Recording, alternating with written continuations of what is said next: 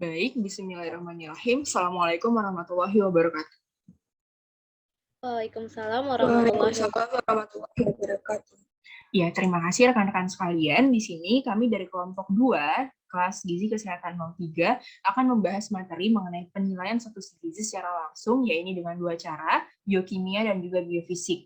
Nah, untuk penilaian status gizi ini, dari kelompok 2, kami beranggotakan Andi Raihan, Amelia Safitri, Jyotividia, dan juga Layana Alfia Hasira. Nah, masing-masing anggota kelompok nantinya akan membahas satu persatu materi pokok bahasan, diantaranya bahasan mengenai zat gizi atau status gizi, kemudian penilaian status gizi secara langsung, penilaian status gizi secara biokimia, dan penilaian status gizi secara biofisik. Yang mana untuk bahasan pertama kita akan membahas mengenai bagaimana nutrien ataupun zat gizi yang dibutuhkan oleh tubuh. Kenapa urgensi pemenuhan zat gizi ini diperlukan oleh tubuh? Kita akan lihat terlebih dahulu bagaimana pengertiannya bahwa zat gizi ini merupakan zat yang terdapat dalam makanan yang sangat diperlukan oleh tubuh untuk proses metabolisme. Mulai dari proses pencernaan, penyerapan makanan dalam usus halus, transportasi oleh darah untuk mencapai target dan juga menghasilkan energi. Di antaranya, zat gizi ini juga dibutuhkan oleh tubuh untuk pertumbuhan tubuh, pemeliharaan jaringan tubuh, serta proses biologis yang terjadi pada tubuh. Dan juga untuk penyembuhan penyakit dan daya tahan tubuh diperlukan pula zat gizi ini. Kemudian, bagaimana nutrien ataupun nutritur dari gizi ini merupakan keseimbangan antara zat gizi yang masuk ke dalam tubuh dari makanan yang dengan zat gizi yang dibutuhkan untuk keperluan proses metabolisme. Nah, selanjutnya kita juga membahas mengenai bagaimana pengertian dari status gizi. Status gizi ini adalah keadaan yang diakibatkan oleh keseimbangan antara asupan zat gizi dari makanan dengan kebutuhan zat gizi yang diperlukan oleh tubuh untuk metabolisme tubuh. Artinya, setiap individu membutuhkan asupan zat gizi yang berbeda antar individu. Hal ini tergantung pada usia seseorang, kemudian jenis kelamin, aktivitas yang dilakukan tubuhnya dalam sehari, dan juga berat badan dan lain halnya. Nah, indikator dari status gizi ini meliputi tanda-tanda yang dapat diketahui untuk menggambarkan status gizi seseorang. Kemudian, bagaimana menghitung zat gizi ini terbagi dalam 2 cara. Ada secara langsung dan juga secara tidak langsung. Untuk pembahasan materi mengenai secara langsung akan dibahas oleh Jyotividia. Jyotividia, dipersilakan. Baik, terima kasih kepada Amel karena telah mempersilahkan. Di sini saya akan menjelaskan mengenai pengertian penilaian status gizi secara langsung. Amel, slide-nya belum kelihatan. Iyakah slide-nya hilang atau bagaimana? Oh ya, ini. Jadi, status gizi seseorang itu tergantung kepada asupan gizi serta kebutuhan asupan gizi yang diperlukan pada seseorang. Jika di antara asupan gizi dengan kebutuhan tubuhnya seimbang, maka dapat menghasilkan status gizi yang baik pula. Kebutuhan asupan gizi setiap individu antara individu yang satu dengan individu yang lain tentu berbeda. Hal ini berdasarkan kepada usia, jenis kelamin, aktivitas sehari-hari, berat badan, serta tinggi badan pada setiap individunya. Slide selanjutnya. Kemudian, di sini juga ada definisi lain di mana status gizi merupakan unsur penting dalam pembentukan status kesehatan. Status gizi merupakan suatu keadaan yang diakibatkan oleh keseimbangan antara asupan zat gizi dari makanan dan kebutuhan zat gizi oleh tubuh. Status gizi sangat dipengaruhi oleh asupan gizi. Sementara pemanfaatan zat gizi dalam tubuh dipengaruhi oleh 2 faktor, yaitu faktor primer dan juga sekunder. Di mana faktor primer ini adalah keadaan yang mempengaruhi asupan gizi dikarenakan susunan makanan yang dikonsumsi tidak tepat. Sedangkan faktor sekunder itu adalah zat gizi yang tidak mencukupi kebutuhan tubuh karena adanya gangguan pada pemanfaatan zat gizi dalam tubuh. Selanjutnya, yaitu terdapat masalah status gizi. UNICEF menyebutkan bahwa kurang gizi disebabkan oleh penyebab langsung dan penyebab tidak langsung.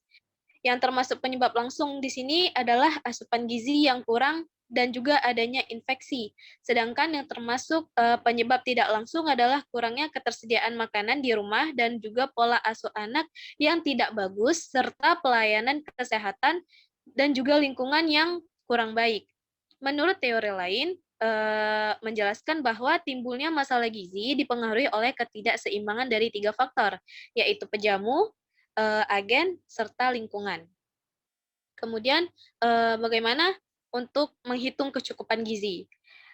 Kita dapat menghitung kecukupan gizi secara langsung melalui cara biokimia dan biofisik, di mana cara biokimia ini yaitu pemeriksaan secara laboratorium, sedangkan biofisik melihat kemampuan fungsi khususnya pada jaringan.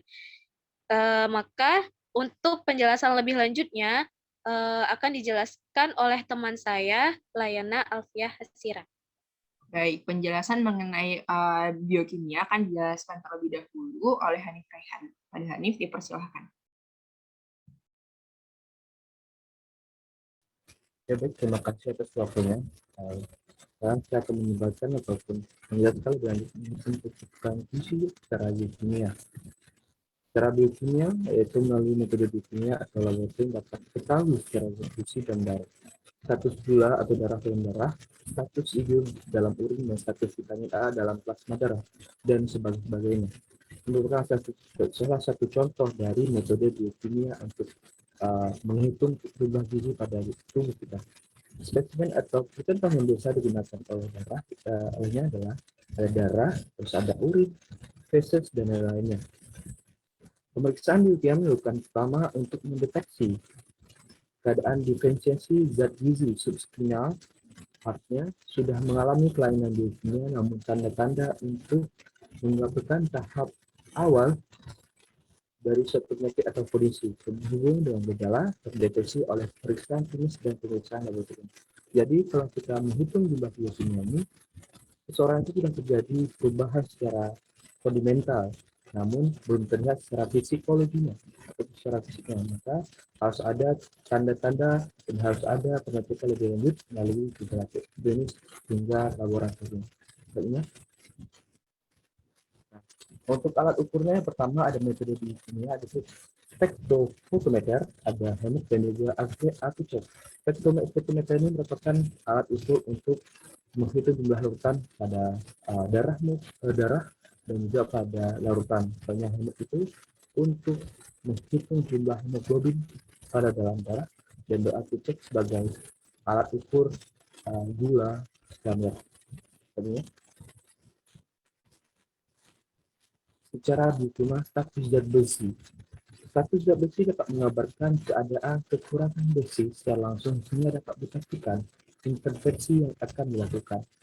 Maka kalau bisa ditemukan pada kalimat ini, bahwa status zat besi merupakan salah satu yang sangat penting kita ukur.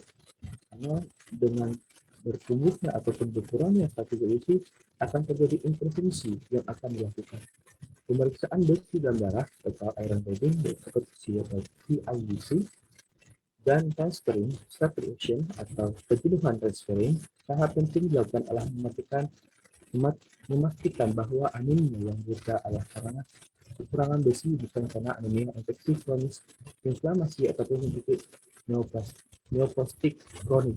Nah, ini merupakan salah satu contoh dari kekurangan besi dan harus menggunakan iron bonding dan transferring saturation.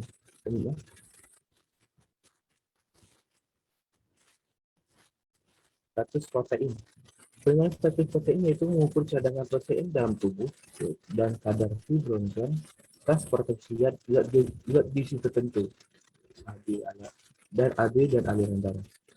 Albumin adalah faksi protein yang sering dinilai. Globulin bisa berkaitan dengan status imun. Fibrinogen untuk pembekuan darah. Penurunan serum protein bisa disebabkan sintesis protein dalam hepar yang menurun. Jadi protein yang menggambarkan status gizi seseorang antara lain prealbumin, serum protein, dan serum albumin. Selanjutnya, status protein. Status protein yaitu mengukur cadangan protein dalam tubuh. kadar kebijakan transportasi zat gizi tertentu, seperti yang tadi kita jelaskan. Next.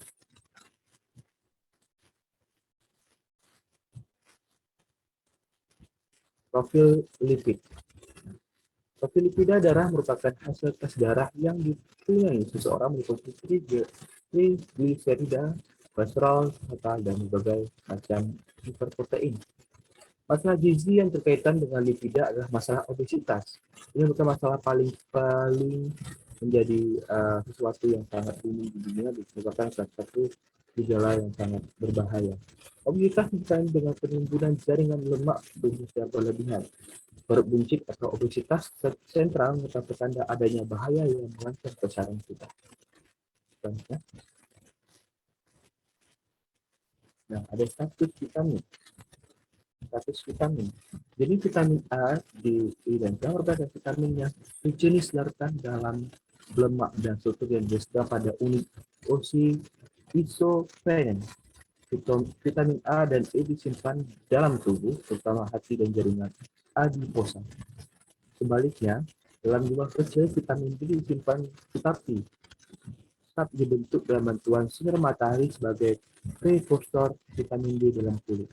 Jadi status vitamin kita itu bisa berasal dari yang kita makan atau yang kita sini juga yang terpapar oleh cahaya matahari. Maksudnya,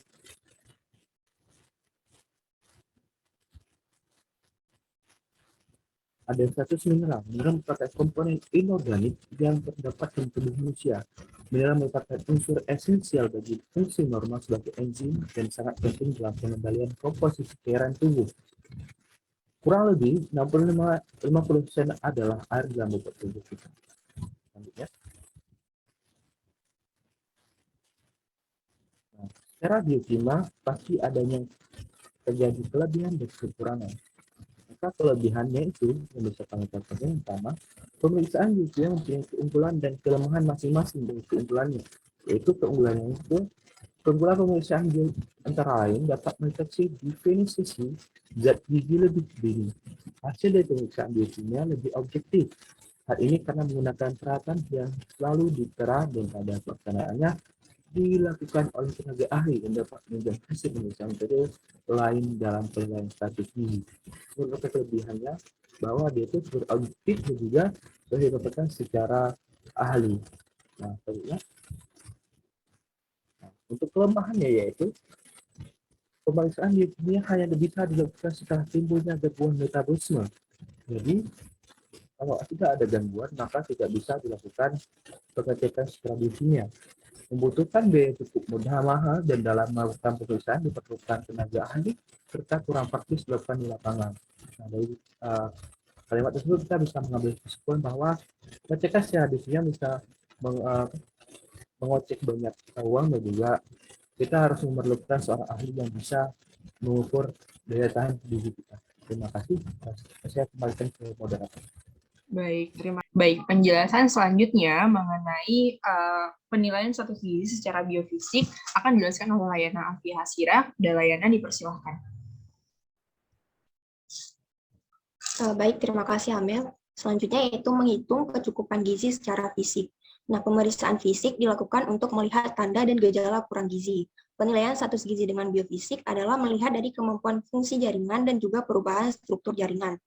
Tes perubahan struktur dapat dilihat secara klinis maupun tidak dapat dilihat secara klinis. Perubahan yang dapat dilihat secara klinis, misalnya seperti pengerasan kuku, pertumbuhan rambut yang tidak normal, serta menurunnya elastisitas dari kartilagu.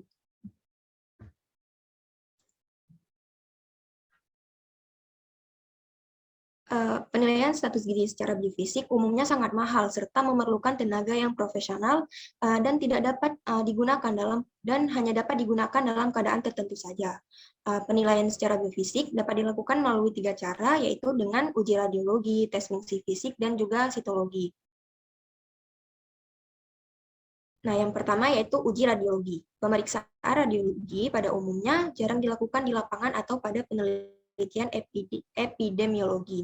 Metode ini dilakukan dengan melihat tanda-tanda fisik dan keadaan-keadaan tertentu seperti rickettsia, osteomalacia, fluorosis, dan beriberi.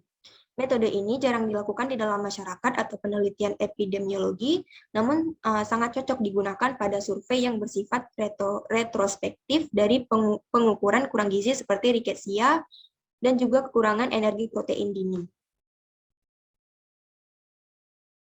Berikut merupakan contoh dari jenis penyakit dan juga tanda khas yang dilihat pada uji radiologi seperti rickettsia dengan tanda khas pelebaran tulang lengan dan pinggul, kemudian ada osteomalacia dengan tanda khasnya yaitu kelainan bentuk dan merapuhnya tulang, khususnya tulang pinggul, kemudian ada sariawan dengan tanda khas luka di jaringan epitel kulit, beri-beri dengan pembesaran jantung, dan fluorosis yaitu dengan tanda peningkatan pengerasan tulang, pengapuran, dan perubahan bentuk tulang belakang.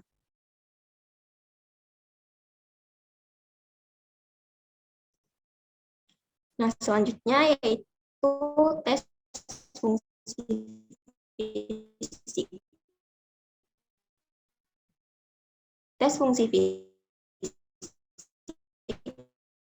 adalah tes uji kemampuan untuk melakukan mengukur perubahan fungsi yang dihubungkan dengan ketidakjaman penglihatan, kemudian adaptasi mata pada suasana gelap, penampilan fisik, koordinasi otot, dan lain sebagainya.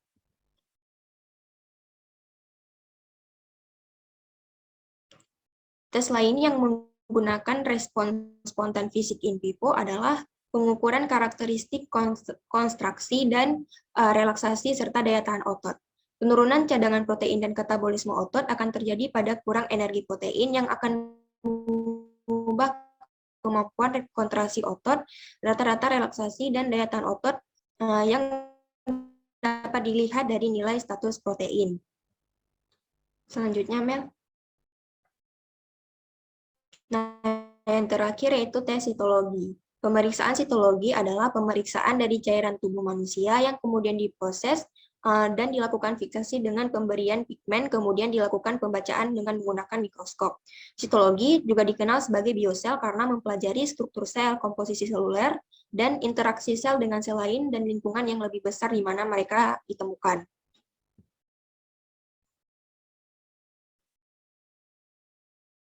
Pemeriksaan sitologi dapat dilakukan pada cairan tubuh, misalnya darah, urin, dan cairan cerebrospinal, atau bahan yang disedot dengan menggunakan jarum suntik dari tubuh.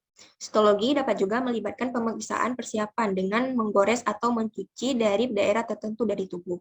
Misalnya, contoh umum sitologi diagnostik adalah evaluasi pap cervix atau disebut sebagai tes Papa Nicolau atau pap smear. Agar evaluasi sitologi dapat dilaksanakan, bahan-bahan yang akan diperiksa disebar ke selai kaca dan diwarnai. Kemudian, seorang ahli patologi akan menggunakan mikroskop untuk memeriksa sel-sel individu dalam sampel. Baik, sekian yang dapat saya sampaikan. Saya kembalikan kepada moderator. Baik, terima kasih Layana, terima kasih Hanif, dan terima kasih Jotipedia. Teman-teman sekalian, selesai sudah pemaparan materi kami mengenai penilaian status gizi secara langsung, yakni dengan dua cara biokimia dan juga biofisik.